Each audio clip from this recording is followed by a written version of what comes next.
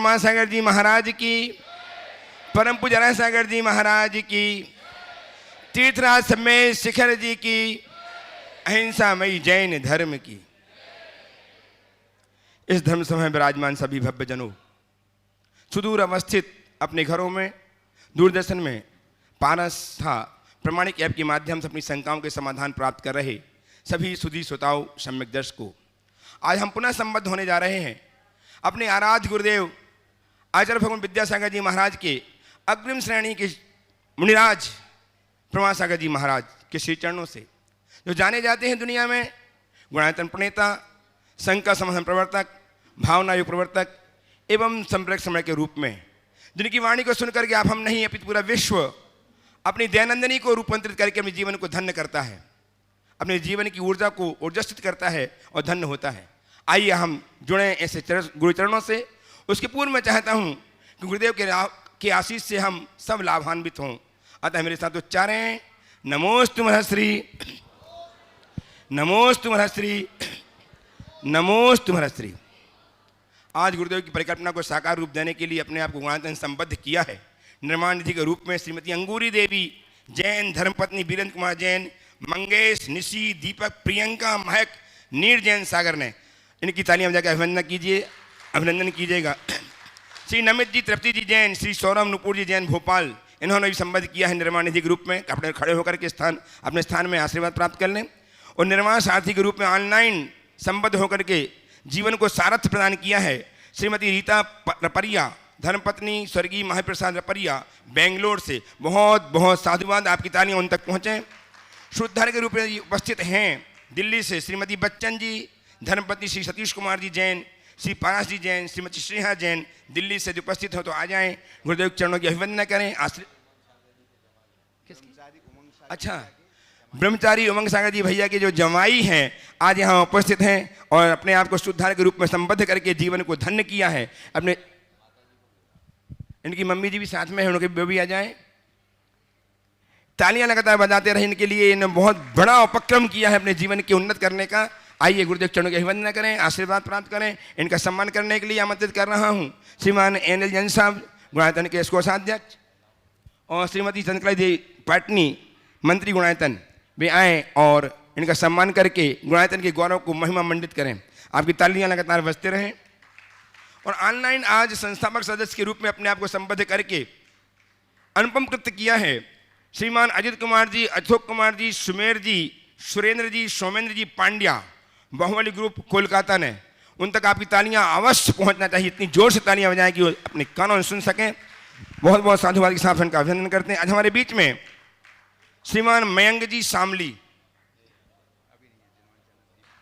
और मैं अब सीधे सीधे एक बवीना कैंट झांसी से श्री नैमितन जी, पुष्पा देवी, अनुराग, अमित, आर्यन जी जैन ने गुणायतन को स्वर्ण कार्ड के लिए एक अंगूठी प्रदान की है। बहुत बहुत साधुवाद।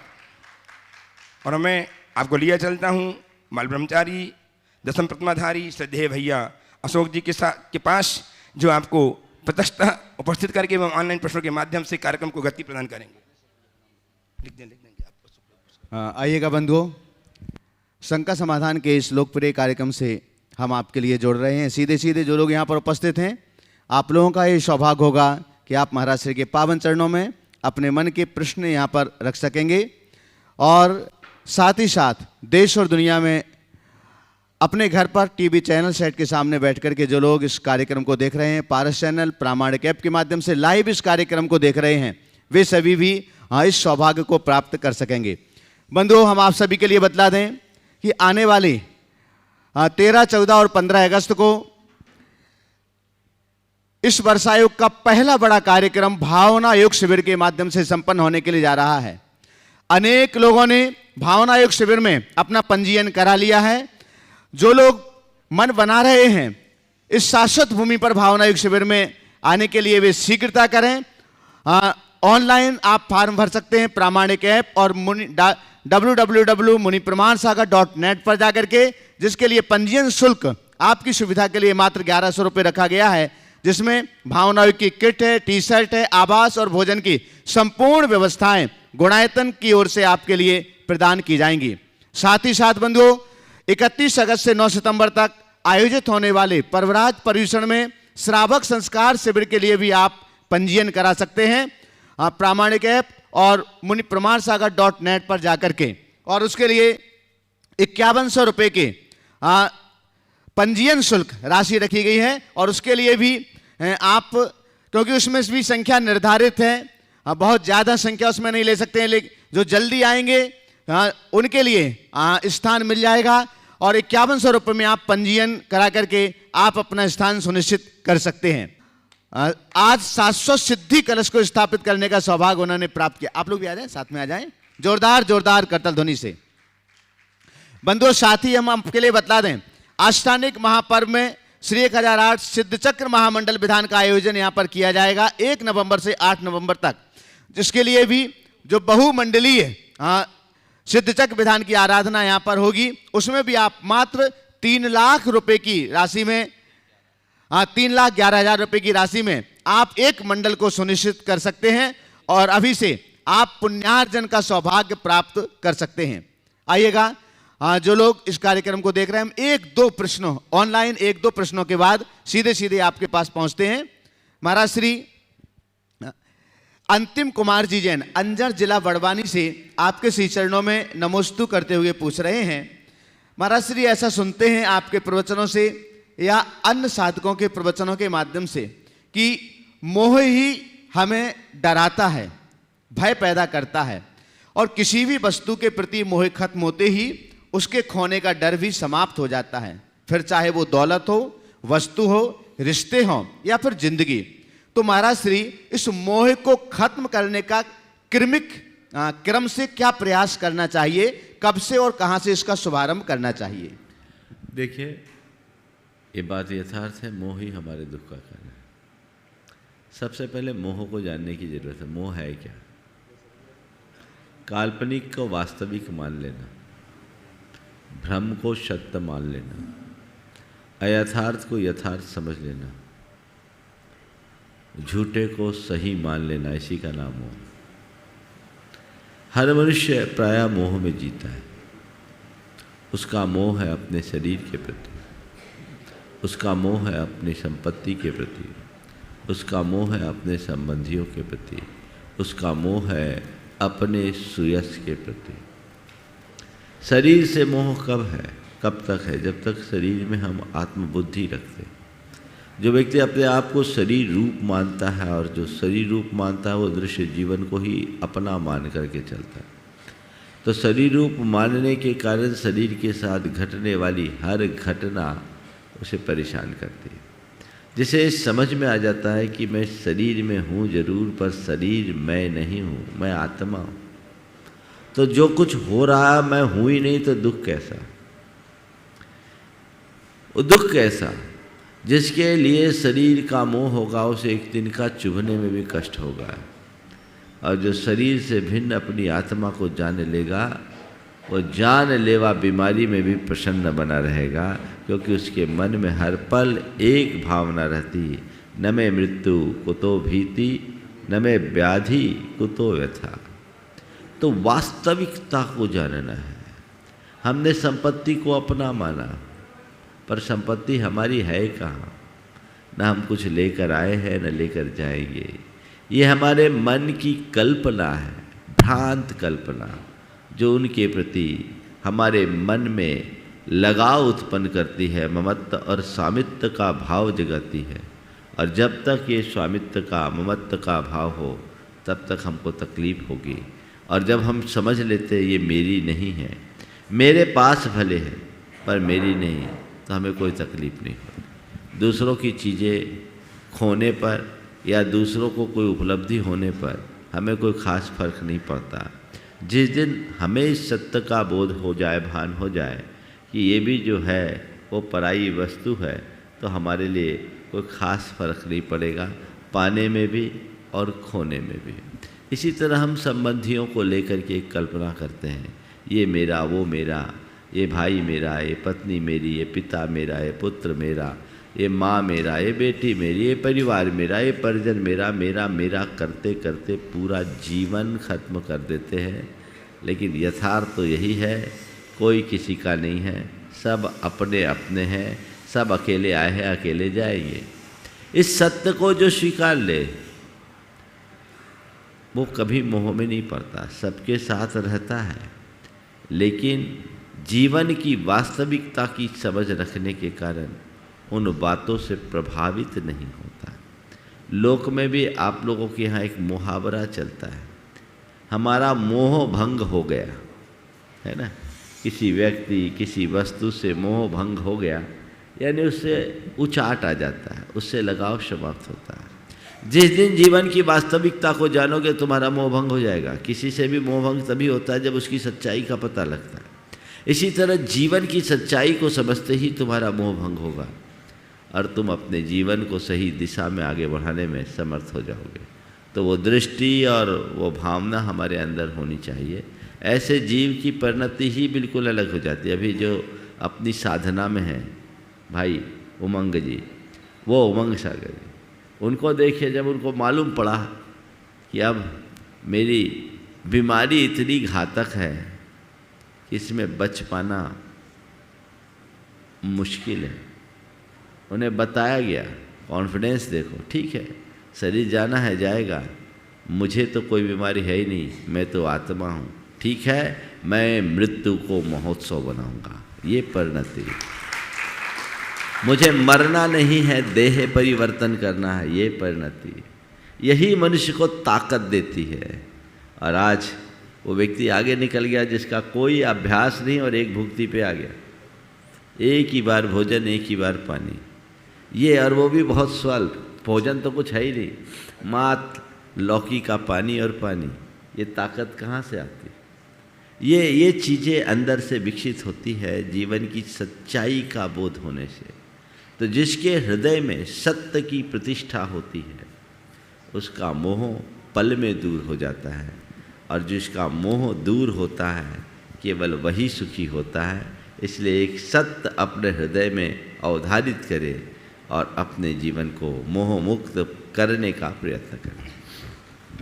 और उमंग सागर भैया जी का, वो चूँकि यहाँ आ नहीं सकते इस कार्यक्रम में, लेकिन उनका भी मन था कि मेरा भी भाव महाराज श्री के चरणों तक पहुँचे, तो उसके लिए तैयार रहेंगे सिद्धार्थ भैया जी, जो वैयावृत्ति और संलेखना में कुशल हैं, वो यहाँ पर हैं, उस प्रश्न को रखने के लिए तैयार रहेंगे। प्रथम प्रश्न के लिए महाराज श्री श्रीमती वंदना पवन जी जैन ऑस्ट्रेलिया सतना से आपके श्री चरणों में नमोस्तु करते हुए पूछ रहे हैं, महाराज श्री जन्म पत्री के हिसाब से जीवन निर्धारित होता है, ऐसा ज्योतिषी लोग कहते हैं कि जीवन में जो भी अच्छा बुरा घटित होता है वो आपके जन्मपत्री में लिखे हुए ग्रहों के माध्यम से होता है। पर गुरुदेव, जीव का जीवन तो गर्भ से ही प्रारंभ हो जाता है, तो क्या ऐसी कोई विधा नहीं है कि गर्भपत्री, जन्मपत्री जो बनती है वो गर्भ से ही बन जाए, जबकि ये पता तो चल ही जाता है कि जीव गर्भ में आ चुका है? देखिए, जन्म का समय हमें पता लग सकता है, गर्भ का समय पता नहीं लगता। और ज्योतिष की सारी गणना तो समय पर निर्भर करती है। जब तक इष्टकाल न निकले तब तक हम ज्योतिष की कोई गणना नहीं कर सकते। तो इष्टकाल तब जब घंटा मिनट सब पता है, कौन जीव कब आया कोई पता नहीं। इसलिए गर्भ का समय निर्धारित न होने के कारण वो अव्यावहारिक है। जन्म के समय का हमें पता लगता है, इसलिए हम व्यवहारिक रूप में उसे स्वीकारते हैं और ज्योतिष की विधा उसी पर विकसित हुई। श्रीमती गुड़माला सिद्धार्थ जी सतना से आगे तैयार रहेंगे। श्री अखिलेश जी मीना जी सतवैया टीकमगढ़। पूज्य महाराज श्री के चरणों में बारंबार नमोस्तु नमोस्तु नमोस्तु। हे गुरुवर, अभी वहाँ भैया जी के पास से, उमंग भैया जी के पास से आ रहे थे, उसी समय उनके पास गुरु जी का आशीर्वाद प्राप्त हुआ। गुरु जी का आशीर्वाद प्राप्त होते ही साथ वो एकदम चैतन्य हो गए। चैतन्य होने के बाद में नमोस्तु कहा जोर से, और उसके बाद में आशीर्वाद प्राप्त हुआ। बैटरी एकदम उनकी फुल चार्ज हुई। मैंने पूछा, अब पूछ तो यहाँ नहीं पा रहे हो, तो मैं जा रहा हूँ शंका समाधान में, तो गुरु जी के पास कुछ पूछना है प्रश्न, तो आप बताएं। 1 मिनट सोचा, फिर बोले पूछना है। क्या पूछना है? गुरु जी से पूछना कि मैं अपनी साधना को कैसे बढ़ाऊं ताकि मेरे भाव जल्दी जल्दी समाप्त होकर और मैं अपने सिद्धालय में जाकर विराजमान हूँ। ये भावना रखकर उन्होंने ये प्रश्न आपके सामने किया। बहुत अच्छी बात है। एक अच्छे साधक की यही पहचान है जिसके सामने उसका लक्ष्य होता है, और ये लक्ष्य जिसके सामने होता है वह आगे बढ़ता है। उनसे तो बोलो कि अपनी विशुद्धि को बरकरार रखो और जो निर्देश दिया जाए उसे उत्साह के साथ पालते रहो। भावना भाव कि मैं इतना समर्थ हो जाऊं कि अंत तक मुनि बन सकूं और इस देह को छोड़ूं, ऐसा मनोभाव देगा तो स्थितियां बनेगी, ऐसी भावना भा सकती।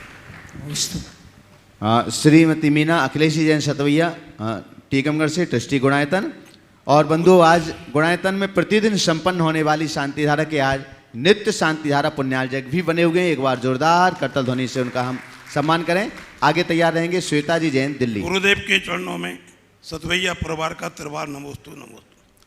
गुरुदेव 2 दिन पहले कुरल काप के उसमें आपने हमें पिता और पुत्र के संबंधों के बारे में बताया था, तो आज मैं इस मंच से ये कहना चाहता हूँ कि मुझे जो पिता मिले हैं बाबूलाल जी सतवैया, वो 7 जन्म में मिले, 7 जन्म में वही पिता मिले, क्योंकि विपरीत परिस्थितियों में भी उन्होंने मुझे कभी आगे बढ़ने से नहीं रोका।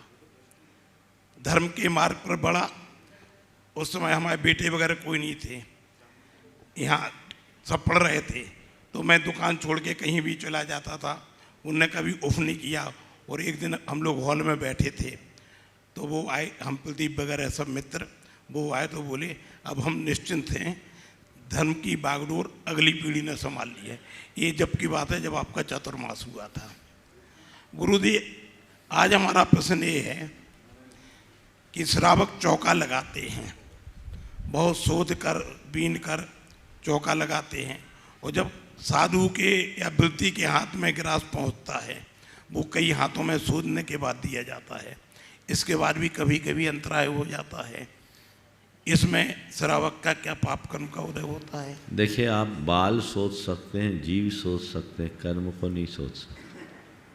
समझिए, जब अंतराय कर्म का प्रबल उदय आता है तो ऐसा भी अनुभव है कि अपना ही बाल गिर जाता, कहीं न कहीं से निमित्त आ जाता। हाँ, करना क्या चाहिए?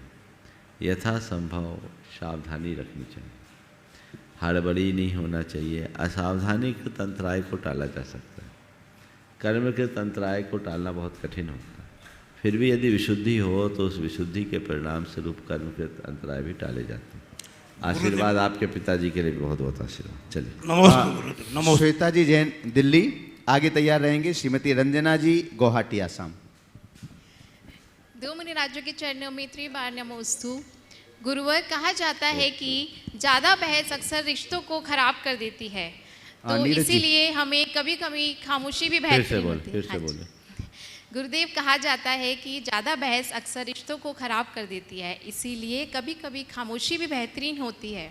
तो हे गुरुवर, हमें अपने जीवन में कहाँ खामोश रहना चाहिए और कहाँ बोलना चाहिए? कृपया मार्गदर्शन कीजिए। वहीं बोलना चाहिए जहाँ बहस खत्म हो जाए, और वहाँ खामोश हो जाना चाहिए जहाँ बहस होने की संभावना।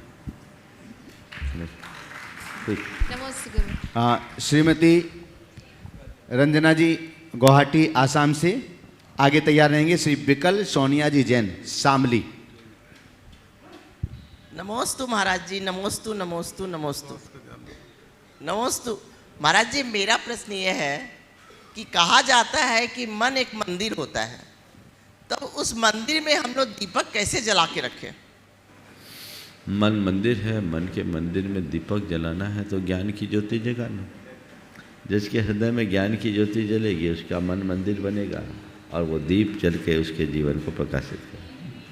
नमस्ते। श्री विकल सोनिया जी जैन शामली। नहीं, जल्दी आइए।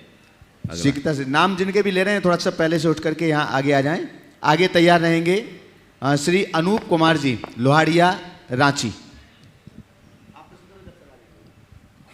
बोले परम पूज्य श्री 1000 परमान सागर जी महाराज की आवाज नहीं आई बंधु, आवाज ऐसी हो कि महाराज जी तक आवाज पहुंच जाए। बोले श्री 1000 परम पूज्य परमान सागर जी महाराज की सवाल करो जल्दी से। हाँ, जल्दी से। महाराज श्री हम शामली से हैं, और जब मेरे एक शंका होती है, जब हम मंदिर में प्रवेश करते हैं तो मूलनायक की प्रतिमा मध्य में होती है, दाएं और बाएं अलग प्रतिमा होती है, तो हम पहले दर्शन मुला के करें या दाएं बाएं जो भी पहले आए उसके करें? पहले मूल लाए के करो, दाएं बाएं क्यों देखते हो? तो ऐसे महाराज जी भगवान की अभिनवित हो जाती है नहीं, ऐसे। नहीं, पहले मूल लाए को करो फिर आजू बाजू में करो। चलिए आशीर्वाद। धन्यवाद महाराज जी। श्री अनूप कुमार जी लोहाड़िया रांची, नहीं है, वृत्ति बहन पुष्पा जी जयपुर, आइए। आगे तैयार रहेंगे।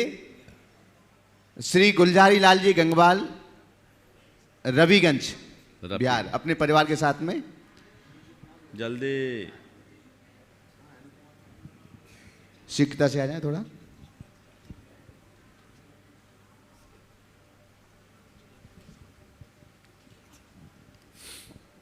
हाँ जी बोलिए। दोनों गुरुवरों के चरणों में कोटि कोटि प्रणाम।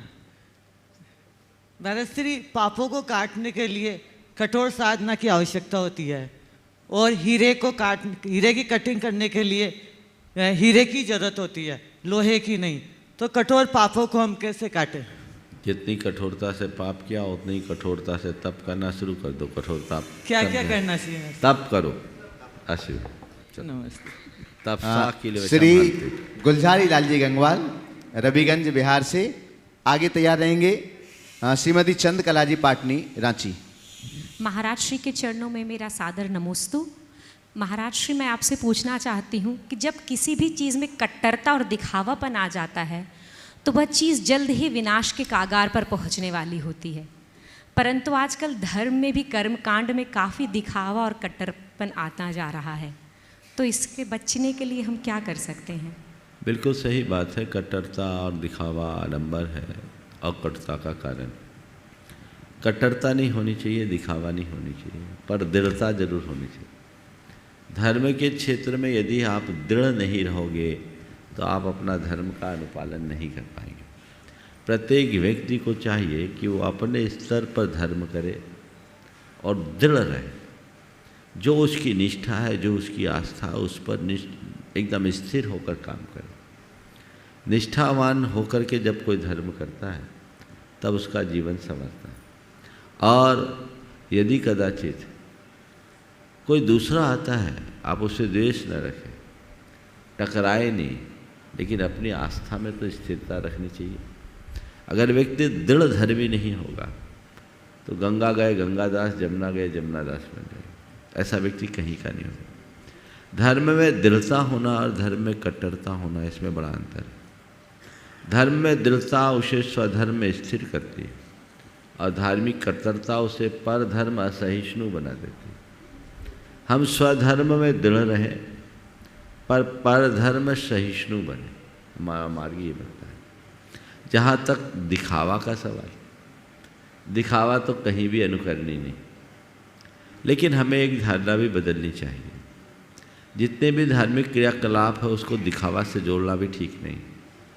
अगर दिखावा ही देखें तो आपका ये सवाल करना और मेरा उत्तर देना भी एक दिखावा है।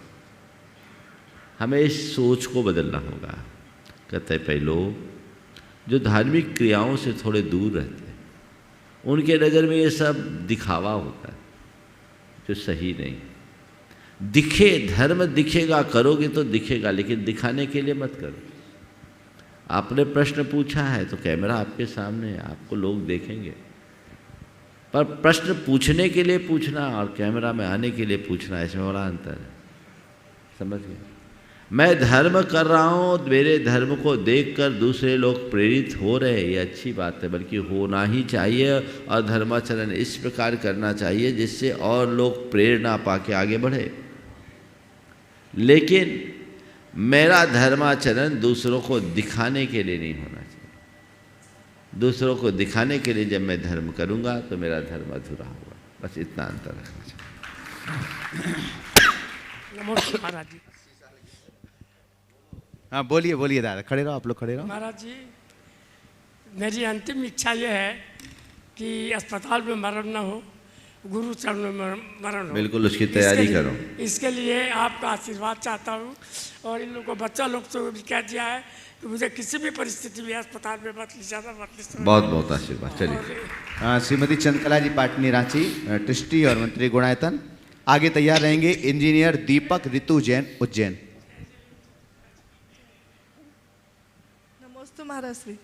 महाराज श्री, मुश्किल वक्त का सबसे बड़ा सहारा होता है उम्मीद, उम्मीद कहती है कि सब्र रखो, तो इंसान सब्र कब तक रखे? बहुत अच्छा वाक़या है। मुश्किल वक्त का सबसे बड़ा सहारा है उम्मीद, और उम्मीद कहती है कि सब्र रखो। सब्र कब तक रखो? जब तक हमारी उम्मीद सफल न हो जाए तब तक सब्र रखो। सब्र की कोई सीमा नहीं होती, अंतिम क्षण तक सब्र रखना चाहिए। और हमारे यहाँ ये कहावत बहुत पुरानी है, सब्र का फल मीठा हो। तो हम अंतिम क्षण तक, अंतिम संभावना तक सब्र रखें। श्री इंजीनियर दीपक ऋतु जैन उज्जैन, आगे तैयार रहेंगे श्री NL जैन साहब जयपुर, कोषाध्यक्ष गुनायतन। नमोस्तु गुरुदेव। नमोस्तु। जैन धर्म के अनुसार मोक्ष को सर्वोपरि माना गया है, जबकि भारत में अगर हम लोग देखें तो 99.5% जो दूसरी पॉपुलेशन है वहाँ पे वो लोग मतलब इवन हिंदुओं में तो दश अवतार को भी माना गया है, पुनर्जन्म को भी मानते हैं। दुनिया भर में अलग अलग धर्मों में अलग अलग तरह की मान्यता है। तो उन सब के बीच में जो हमारी मान्यता है, हम इतने कम लोगों में ये जो मान्यता है, इसको लेके मतलब कैसे हम समझें कि हम बिल्कुल सही हैं, बाकी पूरी दुनिया। देखिए, सही और गलत का आकलन संख्या से करना ठीक नहीं। सही और गलत का आकलन उसकी तार्किकता और उपयोगिता से करना चाहिए। आप तटस्थ भाव से अगर दर्शन का अध्ययन करो तो आपको इस अवधारणा का रहस्य पता लगेगा। और यदि भीड़ और संख्या से आप किसी का आकलन करेंगे तो वो सही आभास नहीं। माना आज जैन दर्शन पर विश्वास रखने वाले थोड़े, पर थोड़े होने से जैन दर्शन की प्रासंगिकता पर सवाल नहीं उठाया जा सकता। जैन दर्शन की वास्तविकता पर प्रश्न नहीं उठाया जा सकता। हम उसे देखें, उसकी गहराई में उतरे और जानने की कोशिश करें कि वाकई में जैन धर्म है क्या, जैन दर्शन है क्या। यदि सच्चाई का बोध करेंगे तो सुनिश्चित तौर पर जीवन में एक बड़ा बदलाव हो। गुरुदेव, हम तो बहुत पुण्यशाली हैं कि हमने जैन धर्म में जन्म लिया। आप जैसे गुरुदेव हमको मिले जो हमको ये हमारा मार्ग प्रशस्त करते हैं। बाकी लोगों का क्या, जो जिन तक ये ज्ञान पहुंच ही नहीं पाता है, वो हमारी जिम्मेदारी होती है कि जो तत्व हमें मिला हम और लोगों तक पहुँचाएँ। श्री NL जैन साहब जयपुर, कोषाध्यक्ष गुनायतन, आगे तैयार रहेंगे श्री सिद्ध स्वरूप फिरोजाबाद यूपी। दोनों गुरुओं को सादर नमन वंदन। महाराज श्री, दुनिया में आज एक होड़ लगी हुई है सुंदर दिखने की और दिखाने की। इससे संबंधित मेरे दो शंकाएं हैं। पहले तो सौंदर्य क्या है, दूसरा कि ये सत्य सौंदर्य की छवि है या छवि हो सकती है? आपका पहला सवाल सौंदर्य क्या है? देखिए, एक बाहर का सौंदर्य है और एक भीतर का सौंदर्य। बाहर का सौंदर्य वो है जो आकर्षक लगता है, और भीतरी सौंदर्य वो है जो उपादेय होता है, जो अनुकरणीय है, जो अपनाने योग्य है, जो उपादेय है, वही सुंदर। बाहरी सौंदर्य को भी हम देखते हैं तो ये ऊपर की चमक है। मुझसे पूछो तो सच्चे अर्थों में कि सौंदर्य का आकलन कोरे रूप से करना ठीक बात नहीं है। रूप के साथ उसके गुणों को भी ध्यान रखना चाहिए। सत्य को आपने सौंदर्य की छवि कही। अगर अध्यात्म अर्थ में हम विचार करें, सत्य ही शिव है, शिव ही सुंदर, सत्यम शिवम सुंदरम की उक्ति कुछ ऐसा ही कहती है। और वह परम सत्य हमारे भीतर का आत्म तत्व है। और सच्चे अर्थों में देखा जाए तो वही आत्मा ही लोक में सबसे ज़्यादा सुंदर है। आज मध्याह्न के समय सार के स्वाध्याय में भी ये बात आई। एयथ निश्चय गवो शवथ सुंदरो लोए, बंध कहाए अत्ते तेन विसंवादनी हो दी। तो अगर पूछो तो लोक में सबसे सुंदर कोई है तो हमारे भीतर का परम तत्व है और वही सत्य है। हाँ, श्री सिद्ध स्वरूप फिरोजाबाद, आगे तैयार रहेंगे वृत्तिवन शकुन देदी सागर, दृष्टि गुणायतन। नमोस्तु नमोस्तु नमोस्तु महाराज श्री। समस्त जैन हेल्प ग्रुप और हमारा जैन धर्म सिद्ध स्वरूप जैन ग्रुप परिवार की ओर से आपको त्रिवार नमोस्तु। सबकी तरफ से प्रश्न ये है गुरुजी कि जो हम लोग अच्छे कार्य करते हैं और जो पुण्य कार्य और धर्म कार्य करते हैं उनकी जो हम अनुमोदना करते हैं उससे हमारे जीवन में क्या प्रभाव पड़ता है? देखो, धर्म कार्य करना, धर्म कार्य कराना दोनों समान है कि असमान? समान है ना। करने का जो लाभ मिलता है उसका ही अंश कराने और कराने वालों की अनुमोदना का मिलता है। इसलिए मैं आप सभी से कहता हूँ, जितना बने प्रत्यक्ष रूप से धर्म करो, और कदाचित न कर पाओ तो कोई कर रहा है उसकी अनुमोदना करो, आलोचना नहीं। अनुमोदक बनो, आलोचक नहीं। अनुमोदना करोगे तो पुण्य कमाओगे, आलोचना करोगे तो पाप पाओगे। इसलिए अनुमोदना करके भी महान पुण्य के धनी आप बन सकते हैं और उसके लिए तत्पर होना चाहिए। शकुन दीदी सागर, ट्रस्टी गुणायतन आगे तैयार रहेंगे। मयंक जैन शामली, ट्रस्टी गुणायतन। दोनों मुनिराजों को बारंबार नमोस्तु। महाराज श्री किसी इंसान की अगर तारीफ करो तो व्यक्ति उस पर शक करता है और बुराई करो तो तुरंत यकीन कर लेता है, ऐसा क्यों? आदमी को अच्छाई जल्दी हजम नहीं होती, बुराई तुरंत पच जाती। सबका हाजमा खराब है। अगर हाजमा अच्छा हो तो बुराई से की अपेक्षा अच्छाई पर विश्वास करेगा। नमोस्तु। मयंक जी जैन शामली, साथ में ही आ जाए। शशि सत्यप्रकाश जी जैन शामली और आपके जो भी साथी हैं उनको साथ में ही ले लें शामली से। आगे तैयार रहेंगे इंजीनियर नमित तृप्ति जैन भोपाल।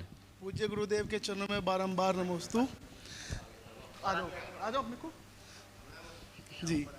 जी महाराज जी, जैसे हम लोग संसारी प्राणी हैं और कई बार कुछ विकट स्थितियों में हमारे भाव खराब हो जाते हैं, तो हमारे सामने तो रोज कुछ ना कुछ समस्याएं आती रहती हैं, तो उसमें अपने आप को कैसे संभालें? बहुत अच्छा सवाल। विकट परिस्थितियों में जब भाव खराब हो तो अपने आप को कैसे संभालें? ऐसे घड़ी में हमें कुछ बोध वाक्य याद रखना चाहिए। गुरुओं से कुछ बोध वाक्यों को ग्रहण कर लो। जैसे एक मैं मंत्र आप सबको देता हूँ, जब भी विकट परिस्थिति आए इस मंत्र का ध्यान करना, तुम्हारी सारी परिस्थितियाँ चाहे जैसे हो तुम पर हावी नहीं होगी, तुम्हारे भाव खराब नहीं होंगे। वो है मुझे सकारात्मक रहना। क्या है? मुझे सकारात्मक रहना है, मुझे पॉजिटिव रहना है। चीज़ों को यदि हम पॉजिटिवली देखते हैं तो परिस्थितियाँ हम पर हावी नहीं होती।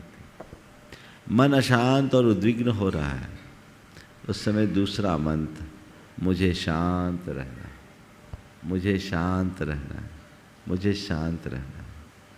कोई बड़ी विषमता आकर सामने खड़ी हो जाए, उस समय अगर मन अधीर होने लगे तो सोचो मुझे धीरज रखना है, मुझे धीरज रखना है, मुझे धीरज रखना है। यदि कोई विपरीत संयोग सामने आ जाए तो यही सोचो जो होता है सही होता है, जो होना होता है वही होता है। ये मंत्र है, आज मैं सबको दे रहा हूँ, इसको जपो, फिर कोई समस्या आए तो मुझसे मिलो। अचूक मंत्र है, इनसे अपने आप को एक मोटिवेशन दिया जा सकता है। आप लोगों को इन मंत्रों पर भरोसा नहीं है, आपको उन मंत्रों पर भरोसा है जिसमें कोई चमत्कार। मुझे नहीं मालूम मंत्रों से कितना चमत्कार है, पर मैं इतना जानता हूँ जो इन मंत्रों को अपने जीवन का अंग बना लेता है उसका जीवन चमत्कृत हुए बिना नहीं रहता। ये करे और फिर उस समय कुछ अच्छा सुनने लगे, कुछ अच्छा पढ़ने लगे। हर व्यक्ति को अपने गुरुओं के कुछ प्रवचन साथ रखना चाहिए। मोबाइल में आप इतनी सारी चीज़ें रखते हो, कुछ चीज़ें जब मन अशांत हो उसे सुन लो। और मैं तो आप लोगों को कहता हूँ सबसे अच्छा, ज़्यादा नहीं कर सको 5 मिनट वाला भावना योग कर लो, फिर मुझसे बात करो, मन शांत होता है कि नहीं। जब हो जाए 5 मिनट का वो भावना योग मन से करके देखो। मन को जब मोटिवेशन मिलता है तो मन पल में बदल जाता है, और मन के बदलते ही हमारी सारी समस्याएं अपने आप शांत हो जाती है। यही एकमात्र रास्ता है, बाकी और कोई दूसरा रास्ता नहीं। शशि सत्यप्रकाश जी जैन शामली हो गए? हाँ ऊपर। चलिए इसके बाद में तैयार रहेंगे इंजीनियर नमित तृप्ति जैन भोपाल। जल्दी आए।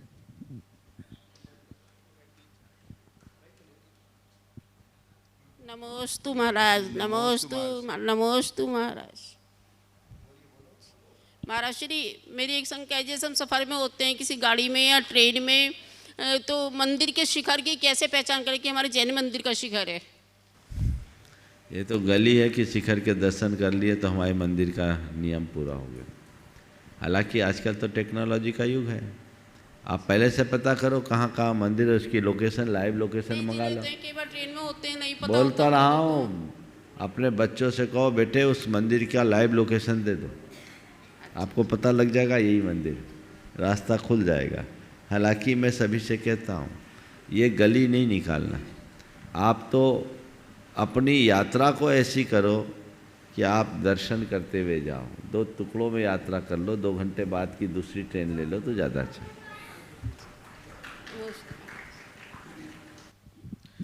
इंजीनियर नमित तृप्ति जी जैन भोपाल।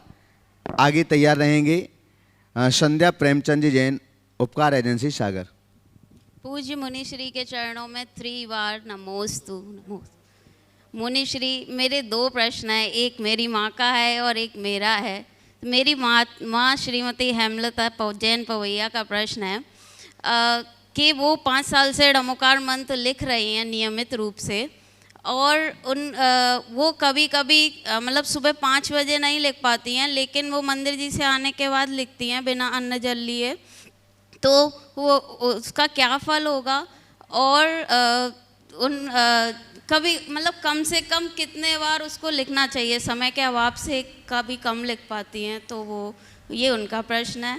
और मेरा प्रश्न, मुझे ये शंका है, जैसे हम अर्घ पढ़ते हैं, जैसे मुझे जनरली एक अर्घ से एक भाव उत्पन्न होता है, संघर्षों में उपसर्गों में तुमने समता का भाव धरा, आनंद तुम्हारा अमृत वन भक्तों के जीवन में बिखरा।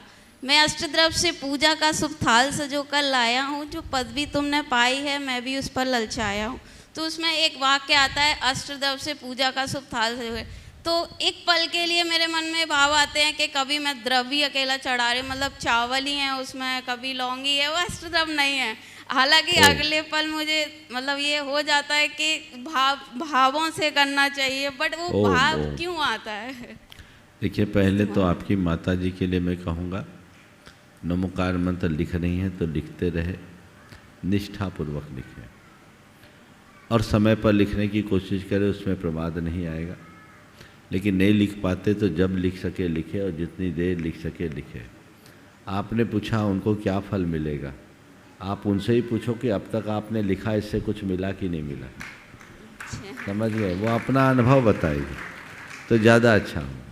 निश्चित उनके जीवन में शांति और सकारात्मकता विकसित हुई होगी, हुई है ना? हुई तो बस आप लगे रहो, मतलब परोक्ष फल की चिंता मत करो, प्रत्यक्ष फल का आनंद लो जो हमें तत्काल मिल रहा है। नमोकार मंत्र की ये सबसे बड़ी महिमा है। आपने जो कहा कि हम भगवान के लिए कह रहे अष्टद्रव्य का थाल सजाकर, और है चुटकी भर चावल,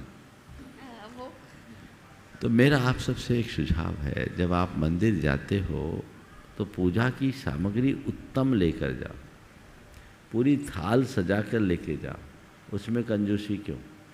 एक बार पूजन करनी है तो मेरी द्रव्य सामग्री मेरी होनी चाहिए, भगवान के चरणों में मुझे अर्पित करना है, और उसमें कोई कोर कसर शेष नहीं रहनी चाहिए। यदि ऐसा करके आप करोगे तो फिर कोई कठिनाई नहीं होगी, समस्या का समाधान होगा। नमोस्तु। श्रीमती संध्या प्रेमचंद जैन उपकार एजेंसी सागर हमारे बीच यहाँ पर उपस्थित हुए हैं प्रसिद्ध प्रत्यक्षाचार्य पंडित गुलाब चंद जी पुष्प के सुपुत्र जय निशांत भैया जी टीकमगढ़ से। एक बार जोरदार करताल ध्वनि से उनका सम्मान करें।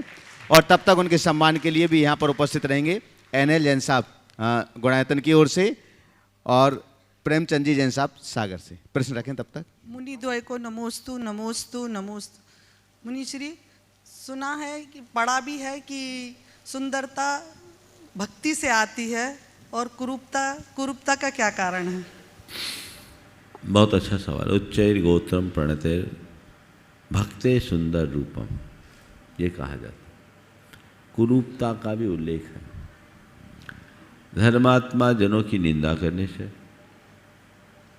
धार्मिक कार्यों में विघ्न बाधाएं डालने से, लोगों के अंगों पांगों का छेदन भेदन करने से, मन वचन काय की दुष्प्रवृत्ति करने से, या यूँ कहूँ गंदी हरकतें करने से व्यक्ति कुरूप बनता है। नमोस्तु गुरुदेव। मैं आमंत्रित कर रहा हूँ आपकी जोरदार कर्ताध्वनि के बीच ब्रह्मचारी जय कुमार जी जैन प्रसिद्ध प्रतिष्ठाचार्य, और उनके सम्मान के लिए आमंत्रित कर रहा हूँ प्रेमचंद जी जैन सागर और NL जैन साहब गुणायतन की ओर से, जयपुर कोषाध्यक्ष गुणायतन।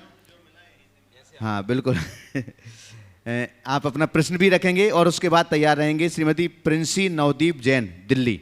तब तक यहाँ पहुँचे प्रिंसी नवदीप जैन दिल्ली। जोरदार जोरदार करताल ध्वनि से।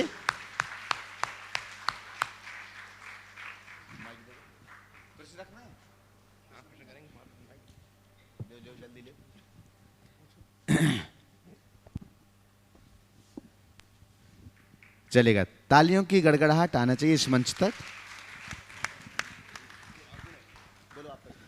ओम पूज्य श्री के चरणों में कोटिशः नमोस्तु।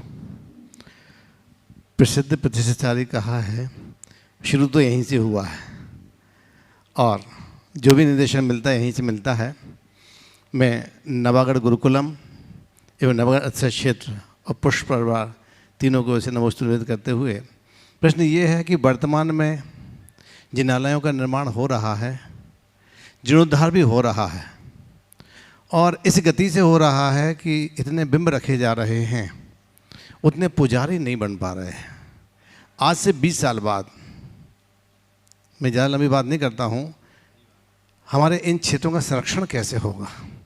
एक कोई ऐसी टीम, एक कोई ऐसी सेंट्रल बॉडी हमारे दिगंबर जैन समाज की, जो कि हमारे गांव खाली हो रहे हैं, हमारे सब लोग बैठे हुए हैं, मेरठ और दिल्ली जैसे शहरों के भी कॉलोनी में पहुंच गए लोग, मूल स्थान खाली हो गए हैं। और बुंदेलखंड में भी यही स्थिति बन गई हमारा श्री कि गाँव के मंदिर खाली हो रहे हैं, लोग शहरों की ओर अग्रसित हो रहे हैं, पलायन कर रहे हैं। ऐसी स्थिति में हमारे इन जिनालयों का, इस संस्कृति का, चूँकि हमारे बच्चे अब व्यापार कम और नौकरी में ज़्यादा जा रहे हैं, और ऐसी स्थिति रामगढ़ में हुआ था, आपके साथ में विधान हुआ था, अष्टकुमारी भी नहीं मिल पाई थी, 4 अष्टकुमारी मिली थी मुश्किल से। ये स्थिति बन रही हमारे, तो क्या होना चाहिए जिससे कि हमारी संस्कृति का, तीर्थों का, धर्म का संरक्षण हो सके? आपने एक बड़ा ज्वलंत प्रश्न उठाया। देखिए, जहाँ तक मंदिरों का निर्माण है, मंदिर हमारे संस्कृति के आधार हैं। मंदिरों के निर्माण से हमारी संस्कृति पुष्ट होती है। हमें मंदिरों में जिन बिंब विराजमान करने के साथ साथ पुजारियों को भी तैयार करना चाहिए। और हम तो हमेशा जहाँ कहीं भी प्रतिष्ठाएं होती हैं तो भगवान की प्रतिष्ठा के साथ साथ पुजारियों को भी तैयार करते हैं। ऐसी तैयारी से लोगों में एक रुझान बनता है। एक जो सबसे ज्वलंत समस्या है वह है गाँव और शहरों के पुराने मंदिरों की अव्यवस्था का। जिस तरह से आज व्यवस्थाएं बन रही है और बदल रही है, गांव तो खाली हो ही गए, छोटे और मझोले किस्म के शहर भी खाली हो रहे। मुझे जयपुर जैसे शहर में लोगों ने बताया, खुद NL जैन जिस बापू नगर में रहते हैं, वहाँ एक सज्जन ने बताया, महाराज यहाँ 400 परिवार है और 400 परिवारों में लगभग 200 परिवार में केवल हम सीनियर सिटीजन हैं। हमारे जाने के बाद हमारे बच्चे हमारी संपत्ति बेचने आएंगे, उनको और कोई सरोकार नहीं रहेगा, क्योंकि सब एब्रॉड में बाहर है। ये उच्च शिक्षा ग्रहण करने के बाद के दुष्परिणाम गांव और शहर, जब जयपुर जैसे शहर की बात ये हो सकती है तो अन्य शहरों में भी ऐसा है। और मैं देखता हूँ क्योंकि हमारी पूरी नई पीढ़ी कतिपय शहरों तक सिमट रही है। उसके लिए आज भी समाज को सोचना चाहिए और शासन के स्तर पर कुछ काम होना चाहिए। समेकित विकास पर ध्यान जाना चाहिए, अन्यथा बड़े शहरों में कीड़े मकोड़ों की तरह लोग रहने लगेंगे जहाँ इंफ्रास्ट्रक्चर भी पर्याप्त नहीं है, और गांव और छोटे मझोले शहर खाली हो जाएंगे। इसके लिए सरकार के पास ये बात पहुंचनी और पहुंचानी चाहिए कि जितने बड़े कारपोरेट हाउस हैं उनके कारपोरेट हाउस कुछ छोटे और मझोले शहरों में बनाने की अनिवार्यता कर दी जाए, तो ये जो समस्या है वो कुछ अंशों में नियंत्रित हो सकेगी।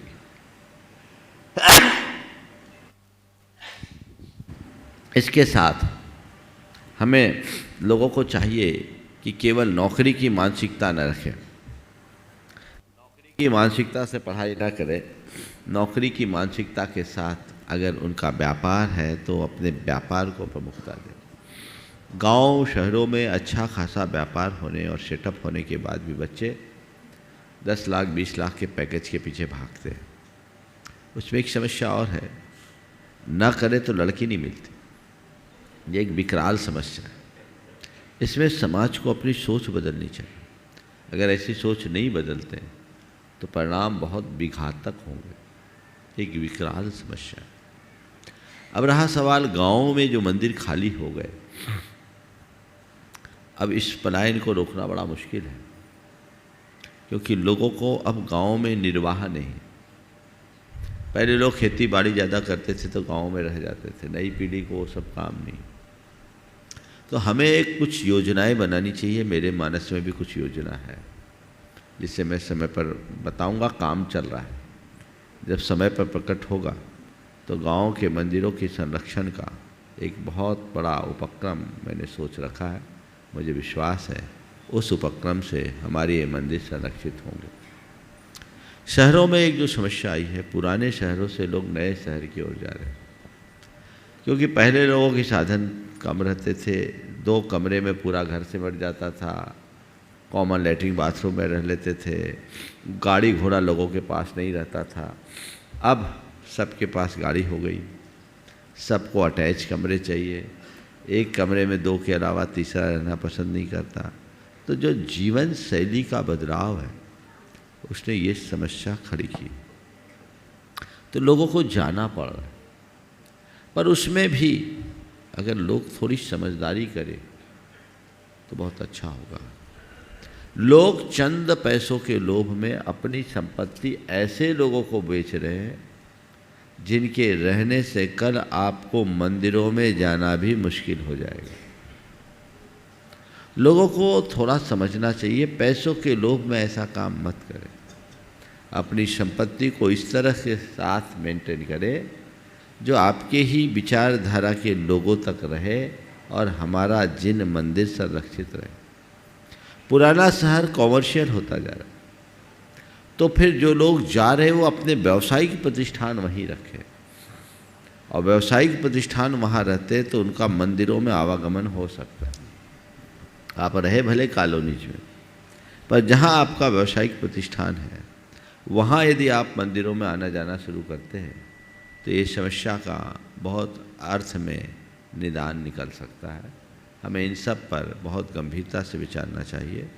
मेरा मानना है किसी कमेटी के गठन से ये सब काम नहीं होगा। ये काम समाज की जागरूकता से होगा। व्यक्ति के हृदय में जागरूकता होना चाहिए और सोच बदलनी चाहिए। केवल अपना नहीं, आने वाली पीढ़ियों की देखने का भाव होना चाहिए। यदि ये चीज़ें आ जाए तो सब बातें अपने आप शांत हो सकेगी। प्रिंसी नवदीप जैन दिल्ली से आगे तैयार रहेंगे। लता जी गंगवाल गया। महाराज श्री के चरणों में त्रिवार नमोस्तु। पावनमती 105 पावनमती माता जी की तरफ से त्रिवार नमोस्तु।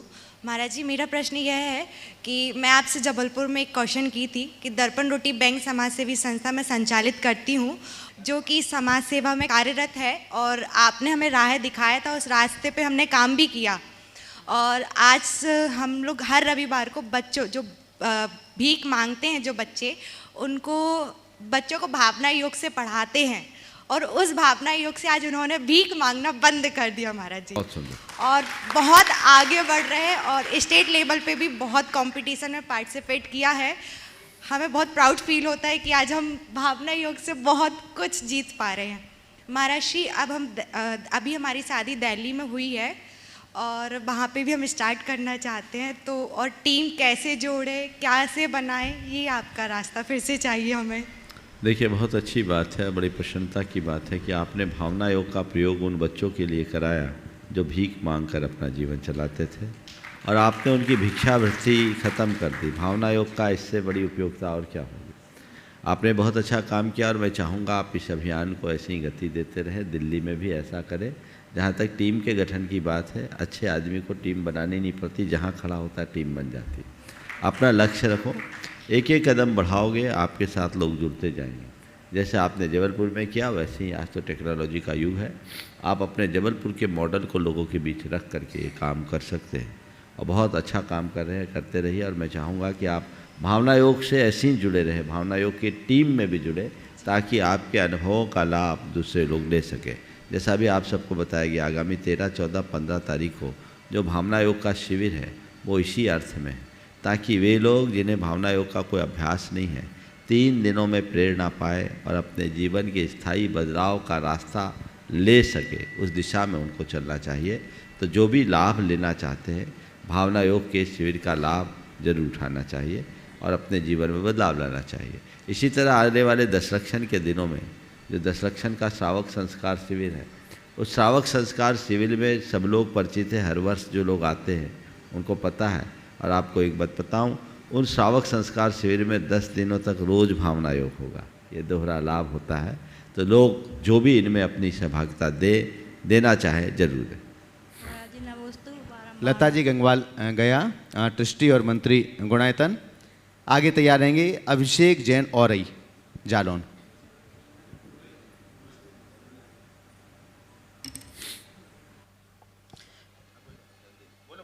दोनों गुरुवर के चरणों में मेरा नमोस्तु। महाराज श्री, सच्ची श्रद्धा कैसी होनी चाहिए? सच्ची श्रद्धा कैसी होनी चाहिए? बस सच्ची श्रद्धा ऐसी हो जिसमें रंचमात शंका न हो। जहाँ शंका है वहाँ श्रद्धा नहीं। शंका रहित श्रद्धा का नाम ही सच्ची श्रद्धा। नमोस्तु। अभिषेक जैन औरई। आगे तैयार रहेंगे पारस स्नेहा जैन, दिल्ली। महाराज जी के चरणों में नमोस्तु नमोस्तु नमोस्तु। महाराज जी, जीवन में असफल होने का कारण क्या है? जीवन में असफल होने का कारण क्या है? असफल होने का कारण केवल यह है, लक्ष्य सही नहीं होना, लक्ष्य में स्थिरता नहीं रखना, कठिन मेहनत नहीं करना, आत्मविश्वास से लवरेज नहीं होना। ये होगा तो आप कभी सफल नहीं होंगे। और अगर आपके अंदर आत्मविश्वास हो, सही लक्ष्य की प्राप्ति हो, तो जरूर सफल होंगे। चलिए।